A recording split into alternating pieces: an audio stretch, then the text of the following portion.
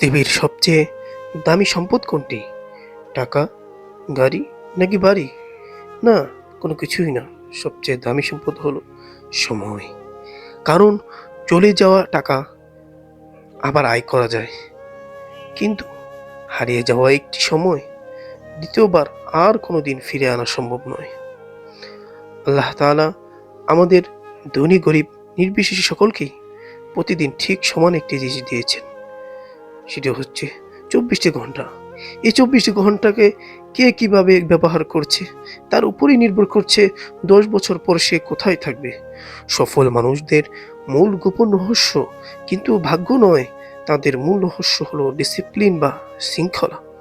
প্রতিদিন সকালে সময় মতো ঘুম থেকে ওঠা, অহেতুক সোশ্যাল মিডিয়ায় ঘন্টার পর ঘন্টা সময় নষ্ট না করা, এগুলো ছোট ছোট অভ্যাস মনে হতে পারে, কিন্তু ১ বছর পর এগুলোই আপনাকে অন্যদের চেয়ে যোজন যোজন এগিয়ে দেবে।